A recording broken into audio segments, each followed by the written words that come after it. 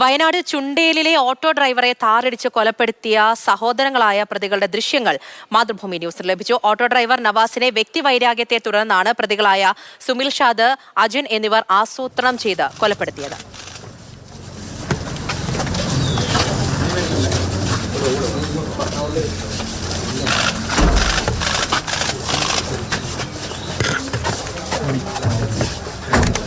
ഈ ചുണ്ട ഭാഗത്ത് ഒരു ഹോട്ടൽ കച്ചവടം നടത്തുന്ന ഒരു ടീമുമായിട്ട് ഒരു പേഴ്സണൽ എനിമിറ്റി ഉണ്ടായിരുന്നു. അതിൻ്റെ ഭാഗമായിട്ട് ഈ യാത്ര ചെയ്ത ആൾ ഒരു നമ്മുടെ വിശ്വസിക്കുന്ന ഒരു കൂടോത്രം പോലെ ഒരു സാധനം കൊണ്ടുവച്ചതായിട്ട് ബന്ധപ്പെട്ട് ഇവർക്കൊരു എനിമിറ്റി വന്നു. പേഴ്സണൽ എനിമിറ്റിയുടെ മുകളിൽ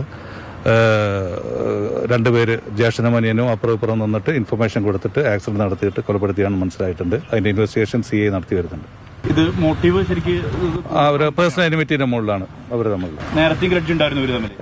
ഇപ്പൊ ചെറിയതായിട്ട് ഫാമിലി ഇഷ്യൂ ഒക്കെ ആയിട്ട് ബന്ധപ്പെട്ട് ഗ്രഡ്ജ് ഉണ്ടായിരുന്നു. പക്ഷേ മെയിനായിട്ടുള്ള ഇഷ്യൂ ബിസിനസ്സുമായിട്ട് ബന്ധപ്പെട്ടിട്ടുള്ളതാണ് മനസ്സിലാവുന്നത്.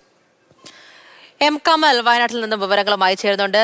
കമൽ, അപകടമാണ് എന്ന് കരുതി പക്ഷേ ഞെട്ടിപ്പിക്കുന്ന വിവരങ്ങളാണ് ഇന്നത്തെ ദിവസം പുറത്തു വന്നത്. പ്രതികളുടെ സഹോദരങ്ങളായ പ്രതികളുടെ ദൃശ്യങ്ങളും നമ്മളിപ്പോൾ കണ്ടു. മറ്റ് നടപടികൾ ഇനി എങ്ങനെയായിരിക്കും മുന്നോട്ട് പോകുക? പോലീസ് എന്താണ് പറയുന്നത്? തെളിവെടുപ്പ് ഉൾപ്പെടെയുള്ള കാര്യത്തിലേക്ക് എപ്പോൾ പോകും? പൂജ, തെളിവെടുപ്പ് ഉടനുണ്ടാകാൻ സാധ്യതയില്ല എന്നുള്ള വിവരമാണ് പോലീസ് നൽകുന്നത്. പ്രതികളെ കോടതിയിൽ ഹാജരാക്കി റിമാൻഡ് ചെയ്ത ശേഷം പിന്നീട് കസ്റ്റഡിയിൽ വാങ്ങിയായിരിക്കും തെളിവെടുപ്പ് നടത്തുക. കാരണം ആ പ്രദേശത്ത് വലിയ രീതിയിൽ പ്രതികൾക്കെതിരെ ആളുകൾ വലിയ രോഷത്തിലാണ്. കാരണം ഏവർക്കും പ്രിയപ്പെട്ട ആളായിരുന്നു നവാസ്. അങ്ങനെ ഒരാളെ ഇത്തരത്തിൽ കൊലപ്പെടുത്തി എന്നത് നാട്ടിൽ വലിയ പ്രശ്നമായിട്ടുണ്ട്. അതുകൊണ്ട് തന്നെ പെട്ടെന്ന് പ്രതികളുമായി പോലീസ് അങ്ങോട്ട് പോകാൻ സാധ്യതയില്ല എന്നാണ് നമ്മൾ കരുതുന്നത്. അപകടമുണ്ടായ ഓട്ടോറിക്ഷയാണ്. ഇത് പോലീസ് സ്റ്റേഷന്റെ കോമ്പൗണ്ടിലാണ് ഇപ്പോൾ കിടക്കുന്നത്. ഈ ഓട്ടോറിക്ഷ ഓടിച്ചാണ് നവാസ് ആ വഴിക്ക് പോയത്. താർ ജീപ്പ് കൊണ്ടുവന്ന് ഈ ഓട്ടോറിക്ഷയുടെ ഈ ഭാഗത്തേക്ക് ഇടിച്ച് കയറ്റുകയായിരുന്നു.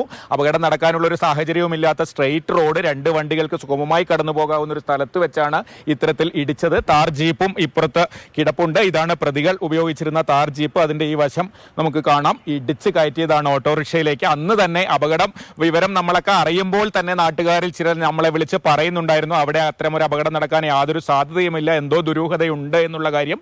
ഇപ്പോഴത് പോലീസ് സ്ഥിരീകരിച്ചിരിക്കുന്നു. പ്രതികളെ അറസ്റ്റ് ചെയ്തിരിക്കുന്നു. വ്യക്തിവൈരാഗ്യം എന്ന് മാത്രമാണ് പോലീസ് ഇപ്പോൾ പറയുന്നത്. ഈ പ്രതികളുടെ പിതാവ് നടത്തുന്ന ഹോട്ടലിന് എതിർവശത്താണ് ഈ മരിച്ച നവാസിന്റെ ഭാര്യയുടെ സ്റ്റേഷനറി കടയുള്ളത്. അവിടെ വെച്ച് ചില പേഴ്സണൽ ഇഷ്യൂസ് ഇവർ തമ്മിൽ ഉണ്ടായിരുന്നു, വ്യക്തിവിരോധം ഉണ്ടായിരുന്നു എന്നാണ് ഡിവൈഎസ്പി പറയുന്നത്. അന്വേഷണത്തിലെ കൂടുതൽ വിവരങ്ങൾ പുറത്തു വരികയുള്ളൂ.